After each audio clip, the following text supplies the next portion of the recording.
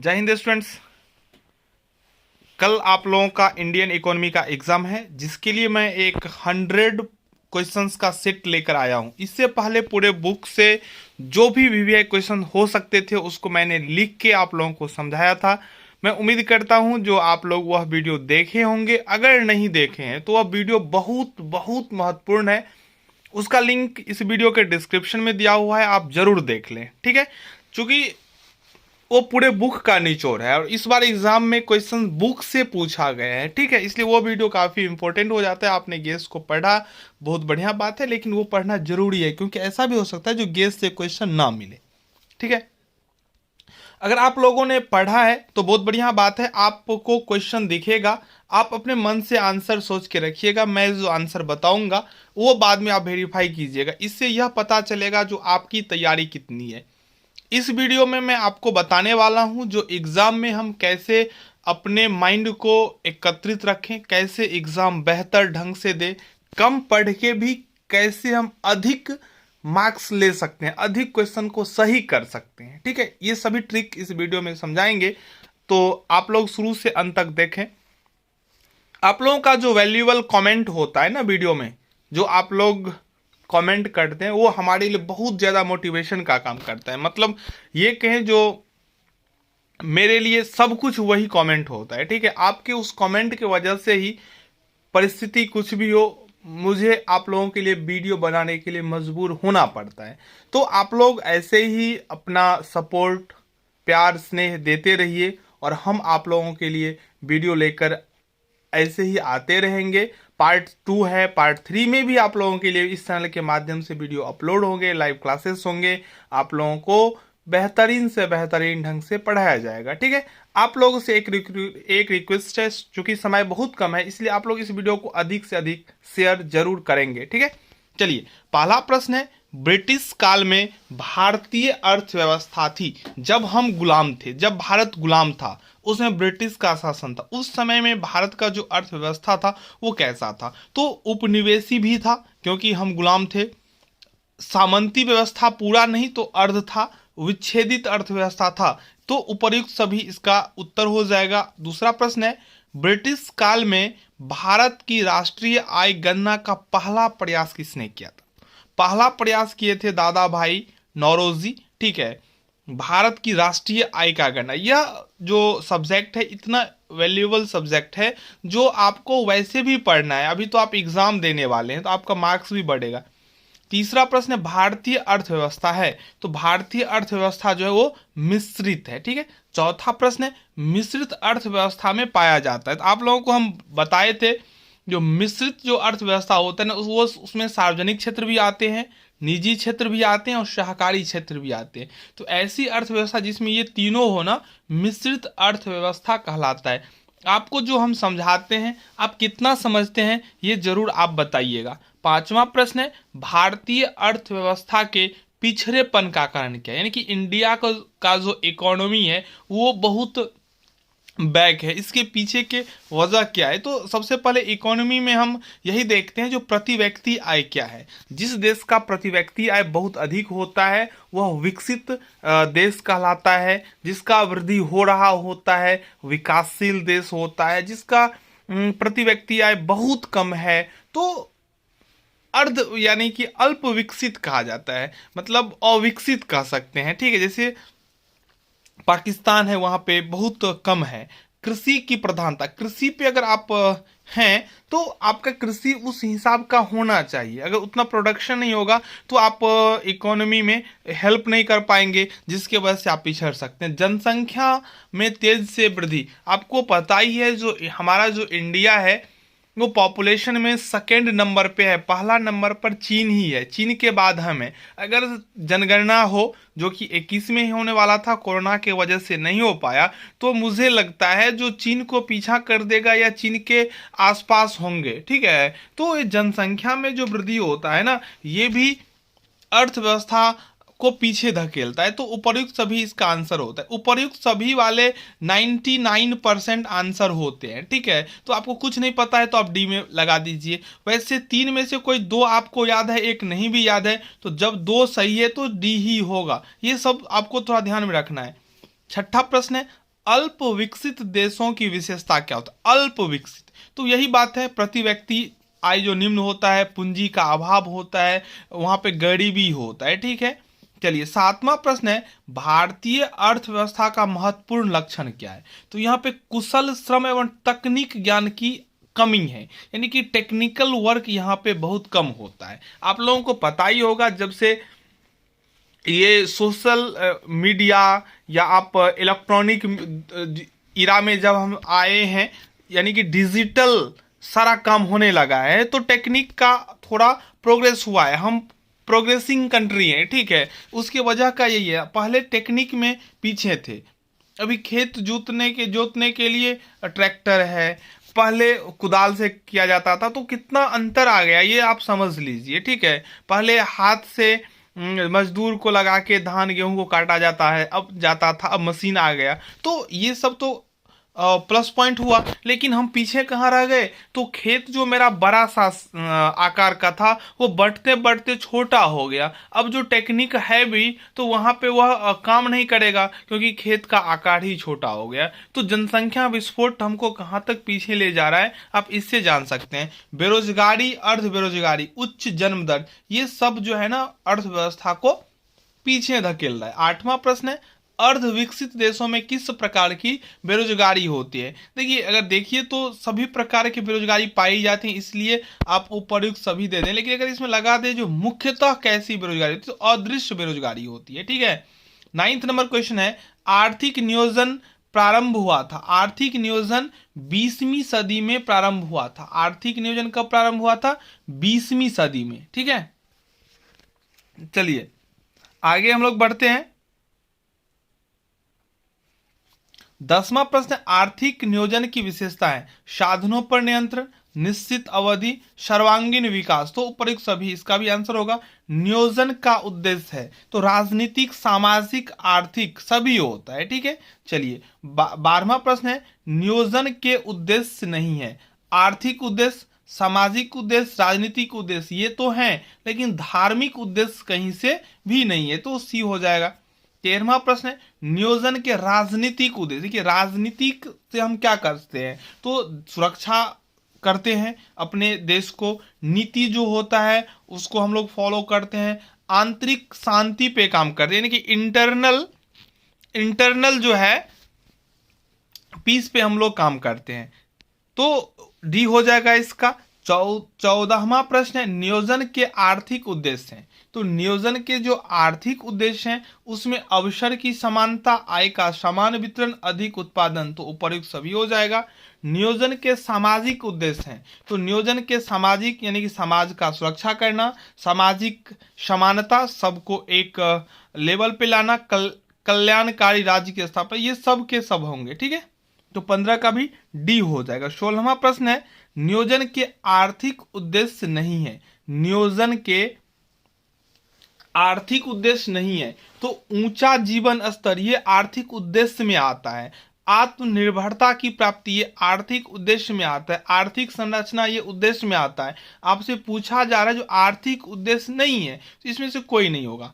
नियोजन निर्माण की प्रक्रिया है? नियोजन निर्माण की प्रक्रिया, रूपरेखा, प्रारंभिक विचार, दृष्टिकोण, डी हो जाएगा इसका आंसर। 18वां प्रश्न है, नियोजन निर्माण प्रक्रिया में शामिल नहीं है? तो इसका हो जाएगा क्रियान्वयन। भारत में योजना आयोग का स्थापना हुआ था? तो योजना आयोग का जो स्थापना हुआ था वो हुआ था 15 मार्च 1950 को दिल्ली में।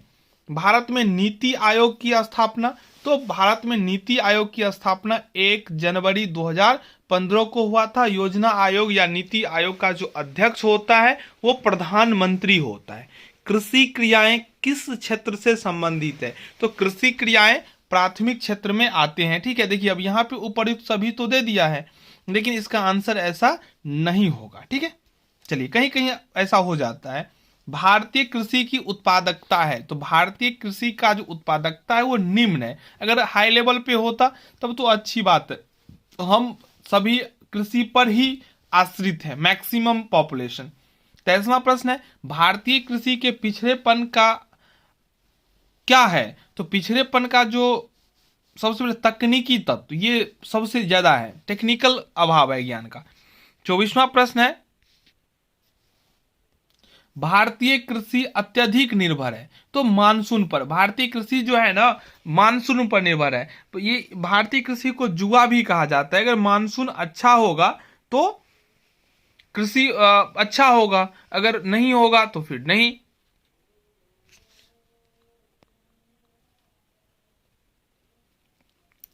25वां प्रश्न है, भारत में कृषि का महत्व है क्योंकि। तो रोजगार का साधन भी है, औद्योगिकरण का आधार भी है और राजस्व में योगदान भी करती है, इसलिए उपयुक्त सभी हो जाएगा। भारत में हरित क्रांति की शुरुआत कब हुई थी? तो भारत में हरित क्रांति की शुरुआत 1966-67 में हुआ था।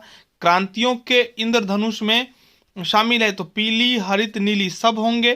ठीक है। तो 28वां प्रश्न है, हरित क्रांति का संबंध है तो खाद्यान्नों से। पीली क्रांति का संबंध है दलहन और तिलहन से। हरित क्रांति से किस खाद्यान्न की उत्पादकता में वृद्धि हुई थी? हरित क्रांति में गेहूं की उत्पादकता में वृद्धि हुई थी। 31वां प्रश्न है, हरित क्रांति का लाभ किस वर्ग के किसानों को नहीं मिला? तो जो छोटे किसान थे ना उनको लाभ उतना नहीं मिला। श्वेत क्रांति का संबंध है दूध से। नीली क्रांति, ठीक है, तो नीली क्रांति का संबंध है मछली से। नीली क्रांति का संबंध किससे है? मछली से। भारतीय कृषि की विशेषता है तो भारतीय कृषि की विशेषता आजीविका का साधन, जोतों का छोटा आकार, आपको पहले समझा चुके थे, उपयुक्त सभी हो जाएगा। 35वां प्रश्न है, भारतीय कृषि की निम्न उत्पादकता के कारण है। तो भारतीय कृषि की निम्न उत्पादकता के कारण है यही, प्राकृतिक कारण, संस्थागत कारण, तकनीकी, उपयुक्त सभी। भारतीय कृषि की निम्न उत्पादकता के आर्थिक कारण है। निम्न उत्पादकता तो ये सभी होगा। पूंजी का भी अभाव है, किसानों की ऋणग्रस्तता, आप लोग सुने होंगे जो किसान बहुत फांसी लगा के खुद को मार लेते हैं, आत्महत्या कर लेते हैं, वो ऋण के कारण ही ना। 37वां प्रश्न, भारतीय कृषि की निम्न उत्पादकता के तकनीकी कारण है तो ये भी होगा उत्पादन की पुरानी तकनीक, फसलों की असुरक्षा और अच्छे बीज का अभाव। 38वां प्रश्न है, भारतीय कृषि की निम्न उत्पादकता के प्राकृतिक कारण है तो वर्षा की अनिश्चितता, मानसून पर निर्भर है, भूमि क्षरण, प्राकृतिक प्रकोप, तो उपयुक्त सभी। भारतीय कृषि के निम्न उत्पादकता के संस्थागत कारण है तो ये भी संस्थागत कारण है, दोषपूर्ण भूधारण, जनसंख्या का दबाव, सामाजिक कारण और धार्मिक कारण। तो इसका जो राइट आंसर होगा वो जनसंख्या का दबाव इसमें मुख्य रूप से है। ठीक है। हरित क्रांति के जनक कौन है? तो MS स्वामीनाथन। भूरी क्रांति का संबंध है, भूरी क्रांति का जो संबंध है वो है उर्वरक से। भारत में कितने प्रतिशत लोग कृषि पर आधारित है? देखिए अभी जो वर्तमान में है वो 58%। ठीक है, अगर ऑप्शन में नहीं है तो यहाँ पे 53% यानी कि नियर अबाउट में हम टिक लगा देंगे, लेकिन वर्तमान में 58% लोग हैं कृषि पर। भारतीय कृषि की निम्न उत्पादकता में सुधार है तो उठाए गए कदम है तो संस्थागत सुधार, तकनीक, कृषि, ये डी हो जाएगा इसका आंसर। 44वां प्रश्न है, भारत में कितने प्रतिशत भूमि पर वास्तविक रूप से कृषि की जाती है? वास्तविक रूप से कृषि की जाती है तो इसका जो करेक्ट आंसर होगा वो हो जाएगा बी। भारत में कृषि उत्पादकता में वृद्धि के लिए क्या सुझाव है? तो सिंचाई सुविधा का विकास एवं विस्तार, साख सुविधाओं में सुधार, उन्नत बीजों का उपयोग, डी। तो ये कृषि उत्पादकता में वृद्धि करने के लिए सिंचाई का सुविधा होना ही जरूरी है, मानसून पर आप निर्भर नहीं रह सकते हैं। साख सुविधा हो, किसानों को पैसा मिल जाए ताकि वो खेती कर सके, उन्नत बीज का किस्म अच्छा हो, ये सब थोड़ा सोचेंगे तो आप आंसर सही सही बता सकते हैं। 46वां प्रश्न, हरित क्रांति के आर्थिक लाभ है तो कृषि उत्पादन में वृद्धि, कृषि उत्पादकता में वृद्धि, रोजगार में वृद्धि, तो उपयुक्त सभी हो जाएगा। 47वां प्रश्न, हरित क्रांति के सामाजिक लाभ है। हरित क्रांति के सामाजिक लाभ क्या है? तो 47 का राइट आंसर देखिए, हरित क्रांति के सामाजिक लाभ, बेरोजगारी में वृद्धि, ये तो लाभ हो ही नहीं सकता है। जनसंख्या का शहरों में पलायन, ये भी नहीं हो सकता। क्षेत्रीय और समानताओं में वृद्धि, तो इनमें से कोई नहीं होगा इसका आंसर, इनमें से कोई नहीं। हरित क्रांति के दोष हैं तो हरित क्रांति का जो दोष है वो औद्योगिक क्षेत्र पर निर्भरता, बेरोजगारी में वृद्धि, सीमित विस्तार, ये सभी के सभी हैं। 49वां प्रश्न है, हरित क्रांति की सफलता हेतु सुझाव क्या है? तो छोटे किसानों के लिए हरित क्रांति, भूमि की न्यूनतम सीमा, मिट्टी की जांच, ये सभी होना चाहिए, तो 49 का हो जाएगा डी। 50वां प्रश्न, हरित क्रांति से उपयोग बढ़ा, तो सबका उपयोग बढ़ गया, सिंचाई का भी, उत्तम किस्म के बीज का भी, उर्वरक का भी। 51 नंबर प्रश्न है, कृषि सुधार से संबंधित नई योजनाएं हैं, तो इसका उत्तर हो जाएगा खाद्यान्न बैंक, उपर्युक्त सभी। ये मुख्य रूप से पूछेगा तो आपको सी में टिक लगा देना है, ठीक है। चलिए, कृषि साख का वर्गीकरण है, कृषि साख का वर्गीकरण है, तो अल्पकालीन भी, मध्यकालीन भी, दीर्घकालीन भी, तो उपर्युक्त सभी हो जाएगा। अल्पकालीन ऋण की अवधि होती है, तो अल्पकालीन ऋण की अवधि होता है 12 महीना, ठीक है। मध्यकालीन ऋण की अवधि होती है 1 साल से 5 साल, तो यहाँ पे 5 वर्ष आपको टिक कर देना है। दीर्घकालीन ऋण की अवधि है तो 5 साल से ऊपर, ठीक है, तो यहाँ पे आपको क्या टिक करना है, देखिए, तो 10 साल को टिक कर देना है।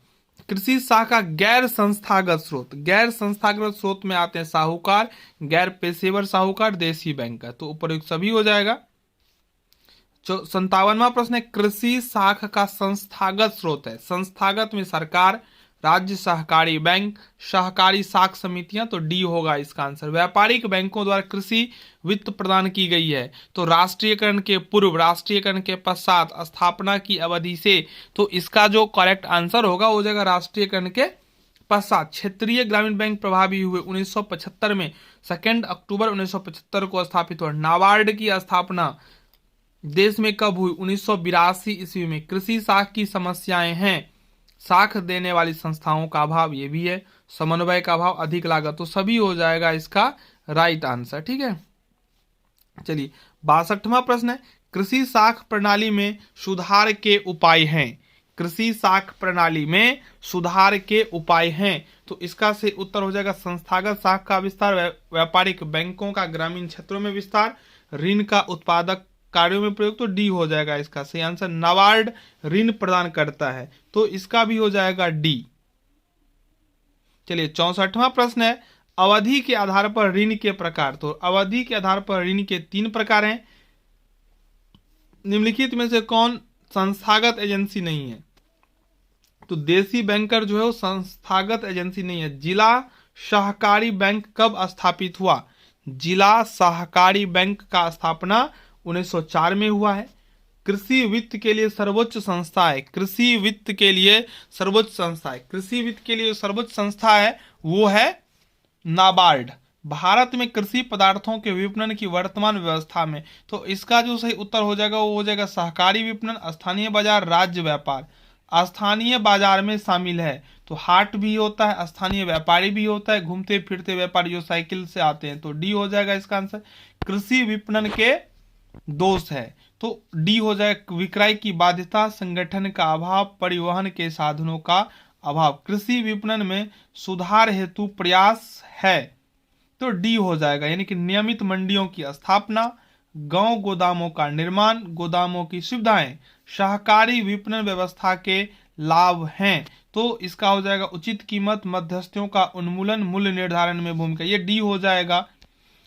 73वां प्रश्न है, भारत में सहकारी विपणन की संरचना है, तो इसका भी राइट आंसर हो जाएगा डी, जिला क्षेत्रीय विपणन समितियां, राज्य सहकारी विपणन संघ, सहकारी कृषि विपणन महासंघ।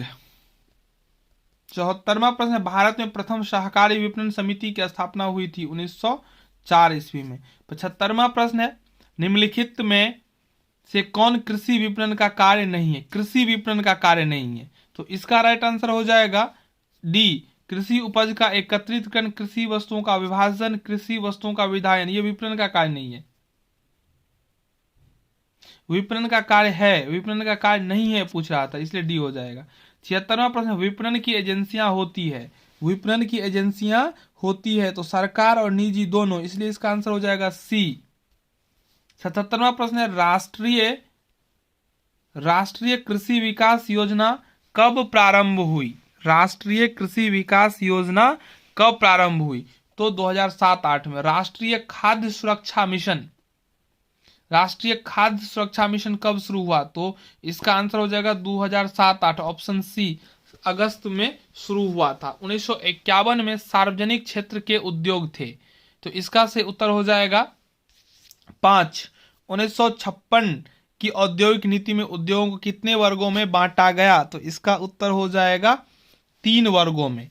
उद्यमी होता है, तो उद्यमी जोखिम लेने वाला होता है, साहसी प्रबंधक, तो ये डी हो जाएगा। भारतीय उद्योगों के संबंध में उद्यमिता है, तो इसका हो जाएगा सही उत्तर आवश्यक। निम्नलिखित में से कौन सा लक्षण उद्यमी में होना चाहिए, तो सभी होना चाहिए, जोखिम वहन करने का भी, नवाचार का भी, पहलकर्ता का भी।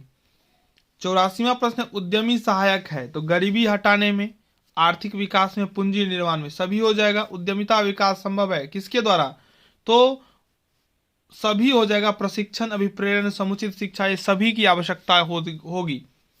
उद्यमिता विकास कार्यक्रम का अभिप्राय विकसित करना है, तो इसका सही उत्तर हो जाएगा उद्यमितीय प्रेरणा, व्यक्तिगत गुण, पेशेवर चातुर्य, तो डी इसका भी आंसर होगा।